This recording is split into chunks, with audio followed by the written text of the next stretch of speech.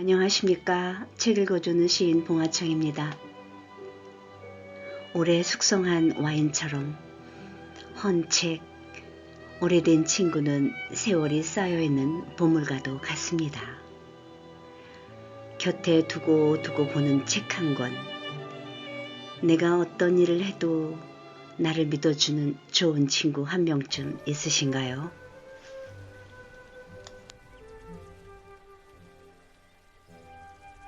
찬물을 끓이며 최미경 작가의 스필이며 북나비에서 출판하였습니다. 오늘은 친구와 마주 앉아 차 한잔 하고 싶은 날입니다.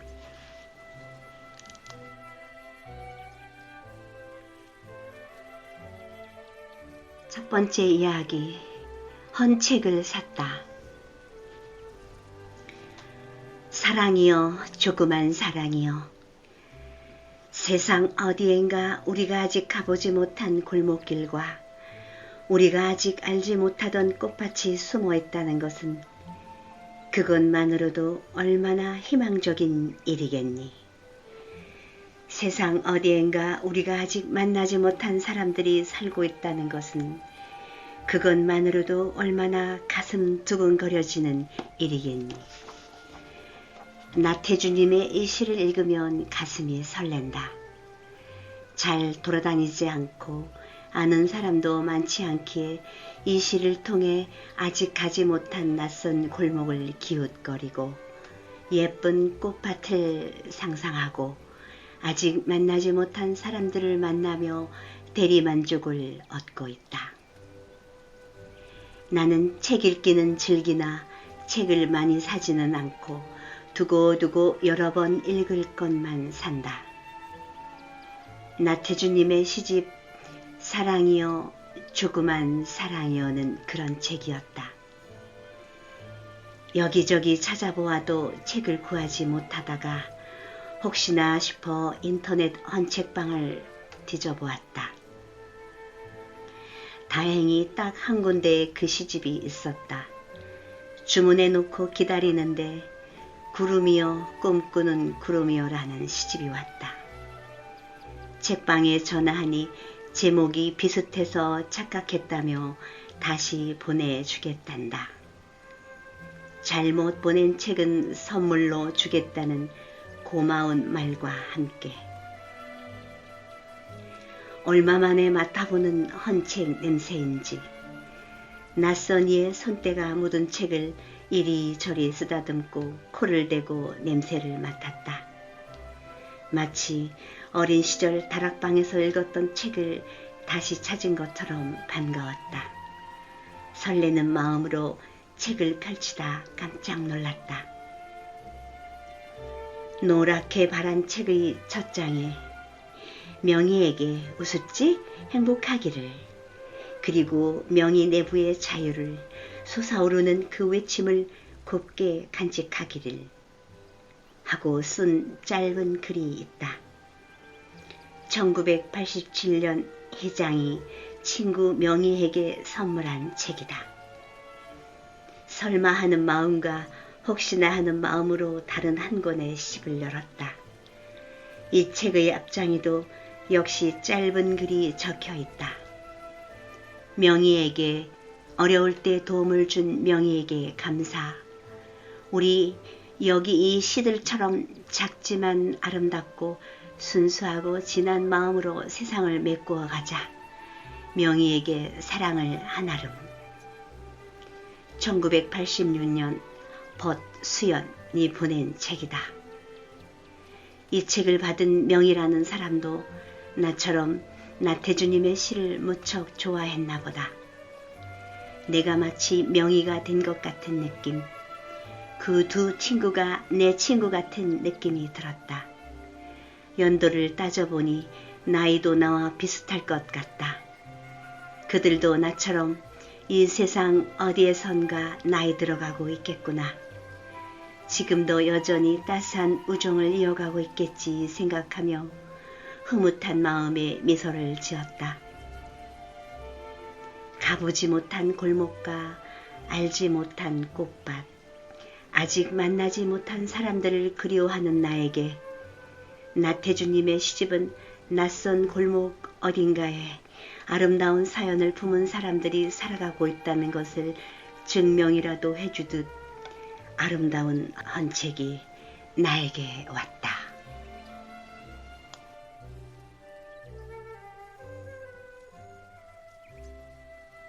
두 번째 이야기, 두 번은 없다. 문득 잠이 깼다. 눈을 감은 채로 가만히 내 심장의 상태를 가늠해 본다. 어제 종일 뛰던 심장이 밤새 진정이 되었다. 다행이다.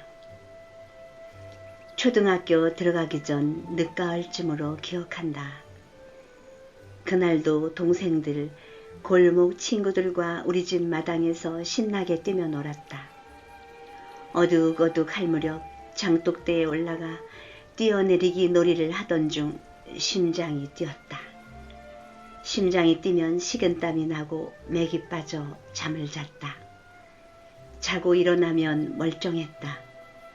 그날도 안방 아랫목에서 잠이 들었다. 퇴근한 아버지가 윗목에서 저녁을 드시는 소리를 잠결에 들으며 잠이 깼다.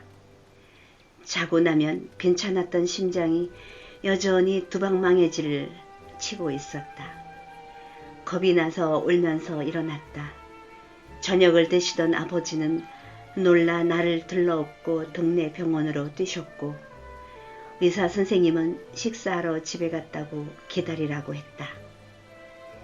가만히 앉아 기다리다 보니 저절로 심장이 진정되어 아무 일 없던 듯 걸어 집으로 돌아왔다. 중고등학교 시절에는 더 자주 심장이 뛰었다. 이른 아침 등굣길 버스에서 내리다가 덜컹하고 심장이 뛰기 시작하여 온종일 녹초가 된 상태로 지내야 했다. 어느 여름날 선생님께 말씀드리고 책상에 엎드려 있다가 잠깐 잠이 들었다. 수업하는 소리에 잠이 깨어 엎드린 채로 가만히 눈을 뜨니 하얀 커튼이 바람에 흔들리고 있었다. 그 순간 알 수 없는 설움에 눈물이 났다. 여러 군데 병원에 다녀보았지만 빈맥이라는 진단뿐 크면서 좋아질 테니 놀라지 않게 조심히 잘 기르라는 말만 들었다고 한다. 다행히 대학에 들어간 후에는 증상이 자주 나오지 않았고 결혼하고 아이들을 낳고 기르면서는 잊고 살 정도로 별일 없었다. 몇 년 전부터 툭 하면 자꾸만 몸이 안 좋아졌다. 감기를 모르고 살았는데 감기도 자주 걸리고 잘 낫지도 않고 재작년에는 맥박이 건너뛰는 느낌이 들어 대학병원에 가 검사 끝에 부정맥이라는 진단을 받았다. 심한 것은 아니라고 하여 안 좋을 때만 먹는 약을 처방받아 상비약처럼 집에 두고 있다. 다른 것도 아니고 심장이 안 좋으니 이러다 갑자기 죽는 것은 아닌지 두렵다.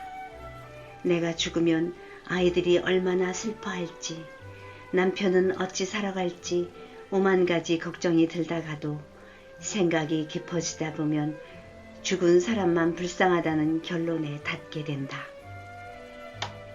갱년기를 잘 넘겨야 한다는데 아마 지금 내가 갱년기를 지나고 있나 보다. 얼마 전 사촌 언니와 문자를 주고받던 중 언니는 나에게 폴란드의 시인 심보르스카의 두 번은 없다라는 시를 소개하며 하나뿐인 몸으로 인생의 바다를 조심해서 잘 건널 것을 당부하였다.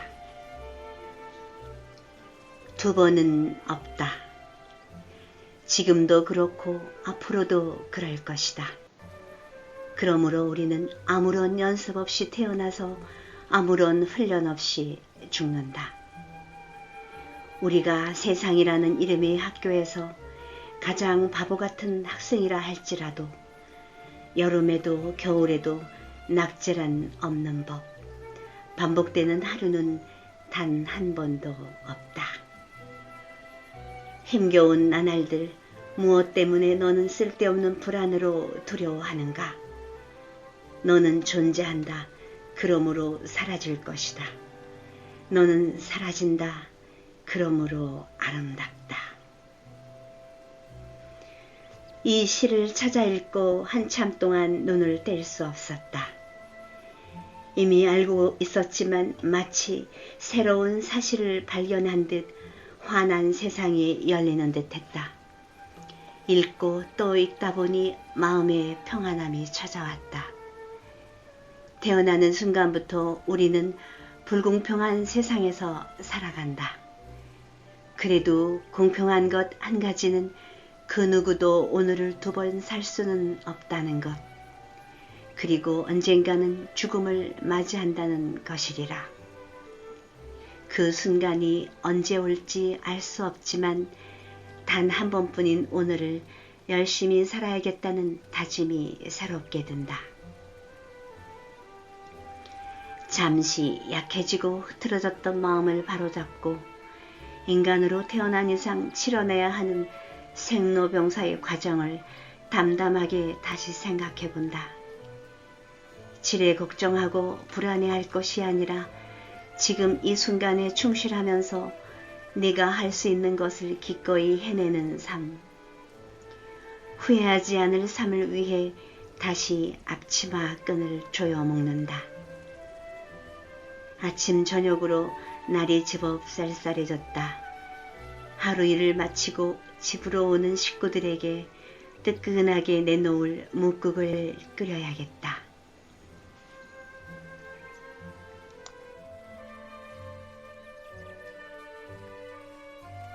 세 번째 이야기, 친구 생각. 빗방울이 떨어지는 소리가 들린다. 바람이 일고 순간 비비린내가 훅 끼친다. 조용히 떨어지던 빗방울은 어느새 제법 큰 소리를 내며 쏟아지기 시작하고 피아노 건반 위를 부드럽게 오르내리던 그녀의 하얀 손가락이 세찬 빗소리를 따라 빠르고 힘차게 움직이는 모습이 눈앞에 어른거린다. 그녀의 결혼식에 100일도 안 된 딸아이를 안고 다녀오거든 소식이 끊겼으니 못 본 지 어느덧 28년이 되었다. 그래도 문득문득 생각나고 꿈속에서라도 가끔 만나고 있으니 그리 긴 세월로 느껴지지는 않는다. 오늘처럼 비가 오는 날이면 그녀 생각이 더욱 간절하다. 어느 날 공강 시간에 그녀는 나를 이끌고 피아노실로 갔다. 피아노를 전공하려던 그녀였기에 연주는 황홀했다. 내가 신청한 쇼팽의 빗방울 전주곡을 연주하며 그녀는 곡 해석을 해주었다. 악보 보고 건반 누르기에만 급급했던 나에게 곡 해석은 환한 햇살 같았다. 지금 막 오기 시작하는 거야? 조용히 떨어지는 빗소리 같지? 봐, 이제 비가 점점 커지고 있어. 천둥 소리도 들리는 듯하지? 다시 비가 잦아들고 있어. 그녀는 여러 곡을 연주하면서 끊임없이 곡을 해석해 주었다. 그 이후부터 나는 음악을 어떻게 들어야 하는지 알게 되었다. 세월이 흐를수록 그날 그 시간이 고맙고 그립다. 언제였나 그날은 비가 보슬보슬 오는 날이었다. 일단 학교에 왔으면 수업을 빠지는 일이란 있을 수 없었는데 비 때문이었을까 누가 먼저 얘기를 꺼냈는지 기억나지 않지만 수업을 빠지고 기차를 타자고 했다. 아, 지금도 그 기찻길이 있을까? 기차 꼬리를 밟으면 첫사랑이 이루어진다고 저 멀리 기차 오는 소리가 나면 너도 나도 뛰어가 기차 꼬리를 밟으려 했다. 반짝반짝 빛나던 아름다운 시절이었다. 지금도 그날을 생각하면 비 오는 날 기차를 탄다는 설렘과 수업을 빠진다는 불안함 초조함이 어제 일인 듯 선명하다.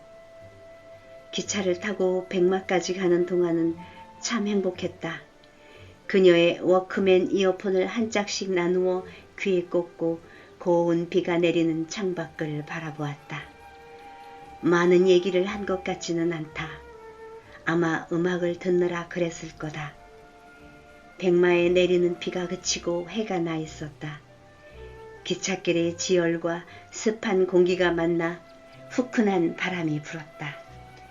그 당시 역 주변은 별로 볼 곳이 없는 걸로 기억한다. 즉흥적으로 몰래 떠나온 여행이었기에 겁이 나서 역을 벗어나지 못하고 주변을 맴돌다가 바로 되짚어 돌아오는 열차를 탔다. 백마라는 이름에서 느껴지는 자유로움 때문일까. 고작 왕복 3시간이 안 되었던 여행이었지만 일탈을 말하자면 그날이 떠오른다. 그녀는 우리의 시간을 어떻게 기억하고 있을까? 유붕자원 방내하니 부력 낳고라. 그녀가 멀리서 나를 찾아온다면 얼마나 좋을까? 언젠가 꿈에서 만나 그랬던 것처럼 한눈에 그녀를 알아보고 한달음에 달려가 손을 잡을 텐데 그녀를 꼭 안아주며 어디 갔다가 이제 왔냐고 반가움에 흐느낄 텐데. 비가 잦아지고 있다. 내 마음이 그녀에게 가 닿을 수 있으면 좋으련만. 그리운 친구야, 안녕. 사라져간 아름다운 날들이여, 안녕.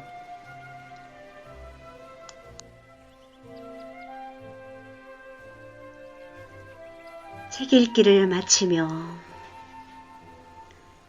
나이 들수록 곁에 두는 친구가 줄어듭니다.